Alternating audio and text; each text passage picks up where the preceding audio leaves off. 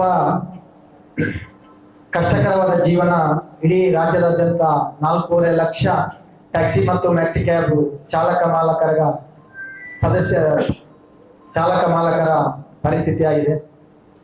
ಕಳೆದ ವರ್ಷದಲ್ಲಿ ಕೇಂದ್ರ ಸರ್ಕಾರದ ಅಧಿಸೂಚನೆಯ ಪ್ರಕಾರ ನಿರ್ಭಯ ಹತ್ಯಾದಂತಹ ಒಂದು ಕೇಸಲ್ಲಿ ಕೇಂದ್ರ ಸರ್ಕಾರ ಒಂದು ಅಧಿಸೂಚನೆಯನ್ನು ಹೊರಡಿಸುತ್ತೆ. ಎಲ್ಲ ರಾಜ್ಯಗಳಿಗೆ ಒಂದು ಅಧಿಸೂಚನೆ ಬರ್ತದೆ.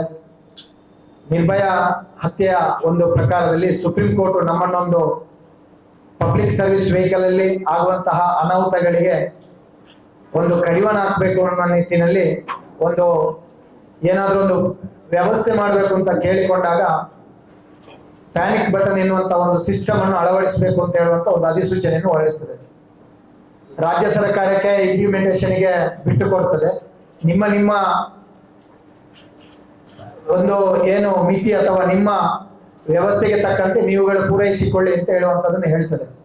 ಮುಂದುವರಿದು ಪ್ಯಾನಿಕ್ ಬಟನ್ ಅಂತ ಹೇಳುವಂತ ಒಂದು ಆ ಸಾಧನವನ್ನು ಅಳವಡಿಸಿಕೊಳ್ಳುವಾಗ ಅದರಲ್ಲಿ ಒಂದಷ್ಟು ಅಧಿಸೂಚನೆಯನ್ನು ಹೊರಡಿಸ್ತದೆ.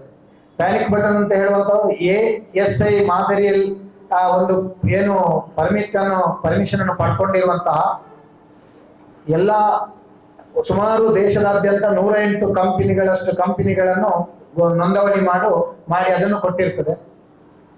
ಅದರಂತೆ ರಾಜ್ಯ ಸರ್ಕಾರ ಕಳೆದ ವರ್ಷ ಈ ಒಂದು ಪ್ಯಾನಿಕ್ ಬಟನ್ ಅನ್ನು ಆಯೋಜನೆ ಮಾಡಿದೆ. ಎಲ್ರಿಗೂ ಹಾಕ್ಬೇಕು ಅಂತ ಹೇಳುವಂತ ಸುತ್ತೋಲೆಯನ್ನು ಹೊರಡಿಸಿತು.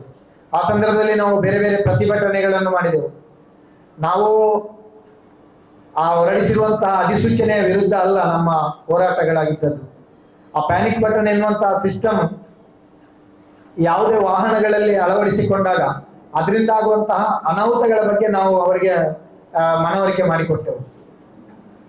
ಮತ್ತು ರಾಜ್ಯ ಸರ್ಕಾರ ಏನು ಇಂಪ್ಲಿಮೆಂಟೇಷನ್ ಮಾಡಿತು ಅಂತ ಹೇಳಿದ್ರೆ, ಒಂದು 108 ಜನರನ್ನು ಬಿಟ್ಟು ಬರೀ 12 ಕಂಪನಿಗಳನ್ನು ಮಾತ್ರ ಆಯೋಜನೆ ಮಾಡಿಕೊಂಡು ಅವರಿಗೆ ಒಂದಷ್ಟು ಇದನ್ನು ಕರೆದು ಆ ಕಾಂಟ್ರಾಕ್ಟ್ ಅನ್ನು ಕರೆದು ಅವರ ಜೊತೆ ಬಿಡ್ಡಿಂಗ್ ಅನ್ನು ಮಾಡಿಕೊಂಡು ಒಂದು ಸೂಚನೆಯನ್ನು ಕೊಟ್ಟಿತ್ತು. ಸುಮಾರು ಪ್ರಾರಂಭದಲ್ಲಿ 17,000 ಒಂದು 4+1 ವಾಹನ ಅಥವಾ ಟ್ಯಾಕ್ಸಿ ವಾಹನಗಳಿಗೆ 16,500 ಅಮೌಂಟ್ ಅನ್ನು ಹಾಕುವಂತ ಪ್ರಯತ್ನ ಮಾಡಿದ್ರು. ಆ ಸಂದರ್ಭದಲ್ಲಿ ಉಡುಪಿ ಜಿಲ್ಲಾ ಟ್ಯಾಕ್ಸ್ಮ್ಯಾನ್ ಅಸೋಸಿಯೇಷನ್ ಮತ್ತು ಮಂಗಳೂರು ಜಿಲ್ಲಾ ಟ್ಯಾಕ್ಸ್ಮ್ಯಾನ್ ಅಸೋಸಿಯೇಷನ್, ದಕ್ಷಿಣ ಕನ್ನಡ ಜಿಲ್ಲಾ ಟ್ಯಾಕ್ಸ್ಮ್ಯಾನ್ ಅಸೋಸಿಯೇಷನ್, ಬೆಂಗಳೂರಿನ ಕೆಲವೊಂದು ಸಂಘಟನೆಗಳ ಜೊತೆ ಸೇರಿಕೊಂಡು ನಾವು ಹೈಕೋರ್ಟ್ಗೆ ಹೋದೆವು. ಹೈಕೋರ್ಟ್ ಅಲ್ಲಿ ಒಂದಷ್ಟು ವಾದಗಳು ನಡೆಯಿತು.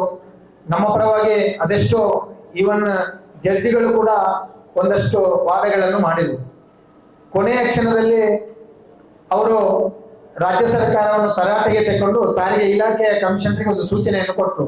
ನೀವು ಮಾಡಿರುವಂತಹ ಪ್ಯಾನಿಕ್ ಬಟನ್ ಕಂಪನಿಗಳ ಜೊತೆ ನೀವೊಂದು ಹಾಕಿರುವಂತಹ ಆ ಮೊತ್ತಗಳನ್ನು ಒಂದು ಸಲ ಹೇಳಿ ಅಂತೇಳಿ. ಯಾಕಂದ್ರೆ ನಾವು ಅಲ್ಲಿ ಕೇರಳ ರಾಜ್ಯಕ್ಕೆ ಸಂಬಂಧಪಟ್ಟಂತಹ ಒಂದು ಬಿಲ್ ಅನ್ನು ಇಟ್ಟಿದ್ದೆವು. ವಿತ್ GST 6,500ಕ್ಕೆ ಅಲ್ಲಿ ಪ್ಯಾನಿಕ್ ಬಟನ್ ಅಳವಡಿಸಿಕೊಳ್ತಾ ಇದ್ದಾರೆ.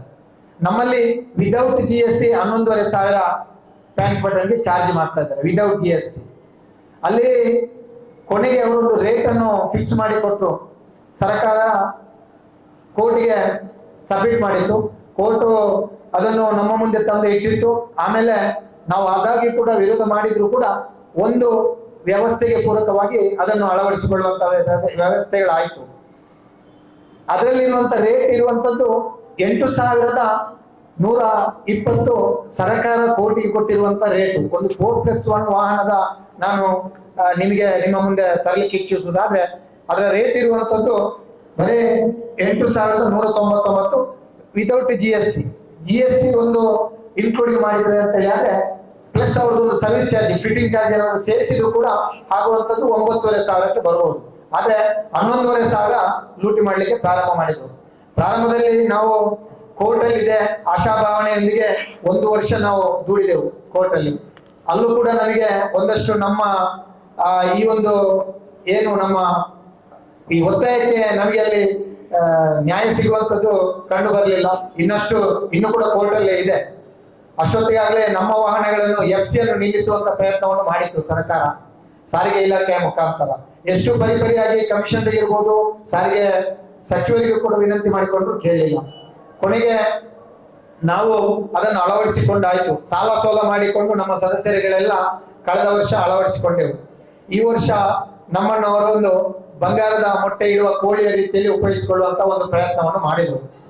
1800 ರೂಪಾಯಿ ಅದರಲ್ಲಿ ರೀಚಾರ್ಜ್ ಚಾರ್ಜ್, ತಿಂಗಳಿಗೆ 150ರಂತೆ 1800 ರೂಪಾಯಿ ರೀಚಾರ್ಜ್ ಅಂತ ಹೇಳುವಂಥದ್ದು, ಆ ಸಿಮ್ ಅನ್ನು ರೀಚಾರ್ಜ್ ಮಾಡಿಸುವಂತ ವ್ಯವಸ್ಥೆ ಅಂತೇಳಿ ಅದರಲ್ಲಿ ಘೋಷಣೆ ಮಾಡಿದ್ರು. ಅದರಲ್ಲೇ ರೇಟ್ ಕೊಟ್ಟರು, ಎಲ್ರಿಗೂ ರೇಟ್ ಅದನ್ನೇ ಕೊಟ್ಟು ಬಿಟ್ರು. ಇಡೀ ರಾಜ್ಯದಾದ್ಯಂತ ಇರುವಂತಹ ಎಲ್ಲ ಸಾರಿಗೆ ಇಲಾಖೆಗಳ ನೋಟಿಸ್ ಬೋರ್ಡ್ ಅಲ್ಲಿ ಹಾಕ್ಬೇಕು ಅಂತ ಹೇಳುವಂತಹ ಒಂದು ನೋಟಿಸ್ ಅನ್ನು ಕಮಿಷನರ್, ಟ್ರಾನ್ಸ್ಪೋರ್ಟ್ ಕಮಿಷನರ್ ಎಲ್ಲ ಎಲ್ರಿಗೂ ಕಳಿಸ್ಕೊಟ್ರು. ಆದ್ರೆ ಇಲ್ಲೀಗ ಯಾರೆಲ್ಲ ರೀಚಾರ್ಜ್ ಮಾಡ್ಲಿಕ್ಕೆ ಹೋಗ್ಬೇಕೋ ಅಲ್ಲಿ ವಿದೌಟ್ ಜಿ ಎಸ್ ಟಿ ಬಿಡಿ, ಈ ಒಂದು ಬಿಲ್ಲು ಕೂಡ ಕೊಡದೆ 3800 ಒಂದು ಲೂಟುವಂತಹ ಕೆಲಸವನ್ನು ಮಾಡ್ತಾ ಇದ್ದಾರೆ. ಪರಿಯಾಗಿ ಎಲ್ಲರಲ್ಲೂ ನಾವು ವಿನಂತಿಯನ್ನು ಮಾಡಿಕೊಂಡೆವು, ಆದ್ರೂ ಯಾರು ಕೂಡ ಅದರ ಬಗ್ಗೆ ಗಮನವನ್ನು ಹರಿಸ್ತಾ ಇಲ್ಲ. ಮೊನ್ನೆ ಇಲ್ಲಿ ಸಂಬಂಧಪಟ್ಟಂತ ಎಲ್ಲ ವಿರೋಧ ಪಕ್ಷದ ಏನು ನಮ್ಮ ಶಾಸಕರುಗಳಿಗೆ, ಆಮೇಲೆ ಸರ್ಕಾರದ ಶಾಸಕರುಗಳಿಗೆ ಎಲ್ರಿಗೂ ಒಂದು ಮನವಿಯನ್ನು ಮಾಡಿದೆವು.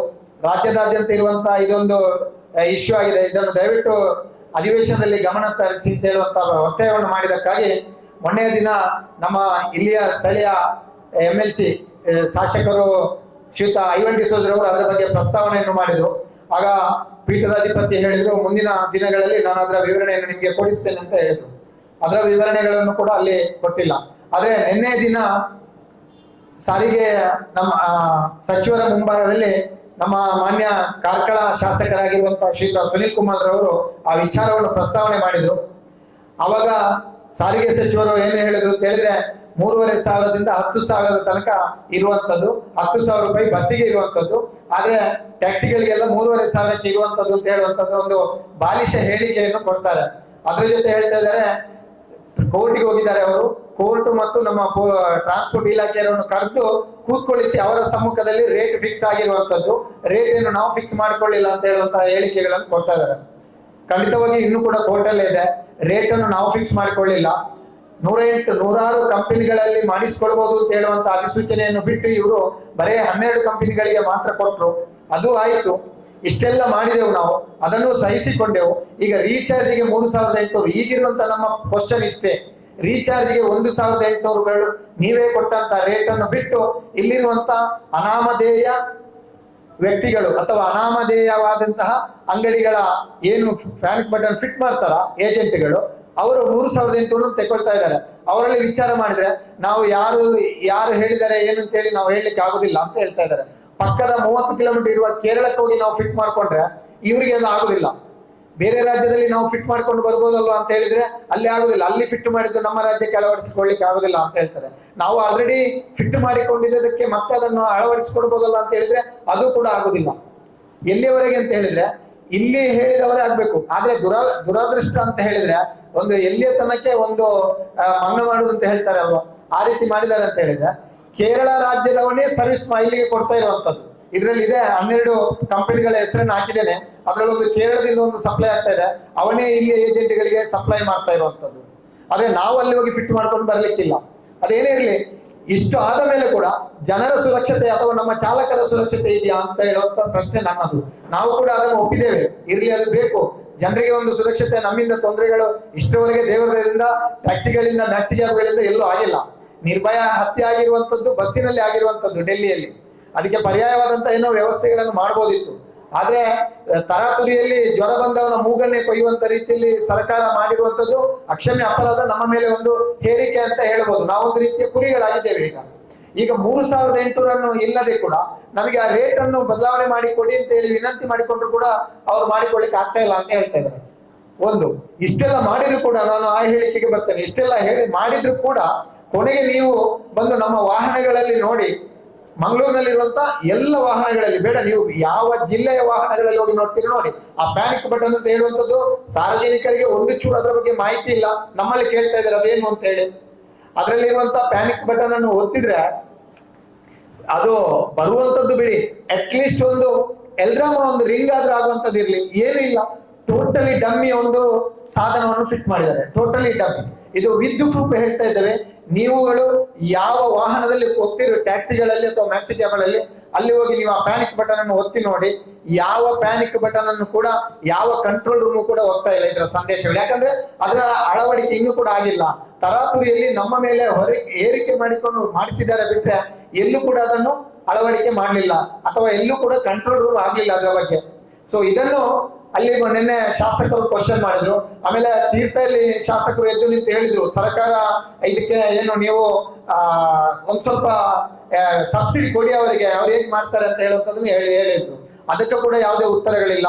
ನನ್ನ ಒತ್ತಾಯ, ರಾಜ್ಯದಲ್ಲಿರುವಂತ ಎಲ್ಲ ಟ್ಯಾಕ್ಸಿ ಚಾಲಕ ಮಾಲಕರುಗಳ ಪರವಾಗಿ ನಾನು ಒತ್ತಾಯ ಮಾಡ್ತಾ ಇರುವಂತದ್ದು, ನಾವು ಕೋರ್ಟಿಗೆ ಹೋದವರು ಕೂಡ ರಾಜ್ಯದ ಪರವಾಗಿ ದಕ್ಷಿಣ ಕನ್ನಡ ಜಿಲ್ಲೆ ಮತ್ತು ಉಡುಪಿ ಜಿಲ್ಲೆಯವರು ಕೋರ್ಟಿಗೆ ಹೋಗಿರುವಂತದ್ದು ಈಗಲೂ ಇದೆ. ನಾವು ಹೋರಾಟ ಮಾಡ್ತಾನೆ ಇದ್ದೇವೆ. ನಮ್ಮ ಒತ್ತಾಯ ಇಲಾಖೆಯಲ್ಲಿ 1800 ನೀವು ಕೊಟ್ಟಿರುವ ರೇಟು, ನಾವಲ್ಲ, ಸಾರಿಗೆ ಇಲಾಖೆ ಎಲ್ಲರಿಗೂ ಕಳಿಸಿರುವಂತ ರೇಟು, ಆ ರೇಟಿಗಿಂತ ಅದರಲ್ಲಿ ಇನ್ಕ್ಲೂಡಿಂಗ್ GST ಹಾಕಿರ್ಲಿಲ್ಲ, ಎಕ್ಸ್ಕ್ಲೂಡಿಂಗ್ GST ಅಂತೇಳಿ ಹಾಕಿದ್ದಾರೆ. ಪರವಾಗಿಲ್ಲ, 1800ಗೆ ಒಂದು 18% GST ಹಾಕಿದ್ರು ಕೂಡ ಪ್ಲಸ್ ಅವ್ರದ್ದು ಒಂದು ಸರ್ವಿಸ್ ಚಾರ್ಜ್ ಒಂದು 500 ತೆಕ್ಕೊಂಡ್ರು ಕೂಡ ತೊಂದರೆ ಇಲ್ಲ. 1950 2000 ಒಳಗಡೆ ಬರಬೇಕಾಗಿರುವಂತ ಈ ಒಂದು ಸಾಧನದ ರೀಚಾರ್ಜ್ಗೆ ಇವರು 3800 ಪಡ್ಕೊಳ್ತಾ ಇದ್ದಾರೆ. 3800 ಸ್ಥಳೀಯ RTO ಅಧಿಕಾರಿಗಳಿಗೆ ಹೋಗಿ ಕೇಳಿದ್ರೆ ಹೇಳ್ತಾರೆ, ನಮಗೂ ಅವ್ರಿಗೂ ಕನೆಕ್ಷನ್ ಇಲ್ಲ, ಅದು ಯಾರು ಹಾಕ್ತಾರೆ ನಮ್ಗೆ ಗೊತ್ತಿಲ್ಲ, ನೀವುಗಳು ಎಲ್ಲಿ ಹಾಕ್ತೀರಿ ಅಳವಡಿಸಿಕೊಂಡು ಬನ್ನಿ, ನಾವು FC ಮಾಡ್ತೇವೆ ಅಷ್ಟೇ ಅಂತ ಹೇಳ್ತಾರೆ.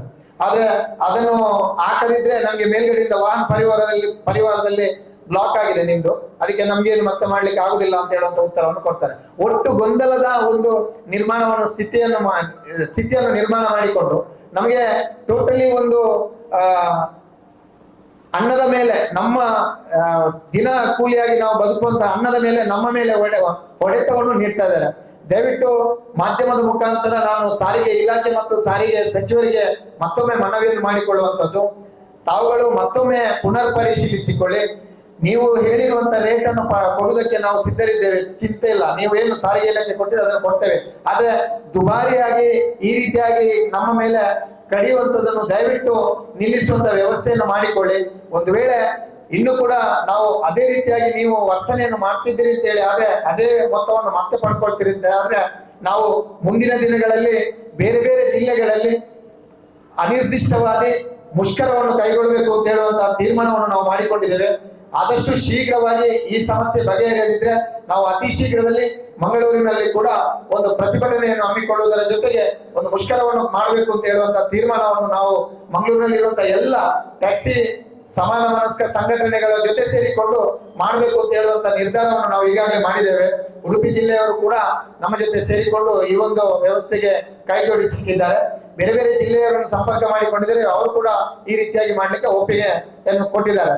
ಸೊ ಆದ್ರಿಂದ ಮತ್ತೊಮ್ಮೆ ನಾನು ಎಲ್ಲರಲ್ಲಿ ಸಾರಿಗೆ ಇಲಾಖೆ ಮತ್ತು ಸಚಿವರಲ್ಲಿ ಮನವಿಯನ್ನು ಮಾಡಿಕೊಳ್ಳೋದು, ಈ ವ್ಯವಸ್ಥೆಯನ್ನು ಸರಿಯಾದ ರೀತಿಯಲ್ಲಿ ಒಂದು ಮಾನದಂಡವಾಗಿ ಮಾಡಿ ಅಂತ ಹೇಳುವಂಥದ್ದು. ಮತ್ತೆ ಏನು ನಾವು ಇಷ್ಟೆಲ್ಲ ಅಳವಡಿಸಿದ್ರು ಕೂಡ ಆ ಪ್ಯಾನಿಕ್ ಬಟನ್ ವರ್ಕಿಂಗ್ ಆಗುವ ರೀತಿಯಲ್ಲಿ ದಯವಿಟ್ಟು ಮಾಡಿ, ಜನರ ಬಗ್ಗೆ ನಿಜವಾದ ಕಾಳಜಿ ಅಂತ ಹೇಳಿ ತಮಗೆ ಇದ್ರೆ ಅದನ್ನು ವರ್ಕಿಂಗ್ ಕಂಡೀಷನ್ ಇಡುವಾಗೆ ನೋಡಿಕೊಳ್ಳಿ ಅಂತ ಹೇಳಿ ತಮ್ಮಲ್ಲಿ ನಾನು ಮತ್ತೊಮ್ಮೆ ಈ ರೀತಿಯಾಗಿ ಒತ್ತಾಯವನ್ನು ಮಾಡ್ತಾ ಇದ್ದೇನೆ.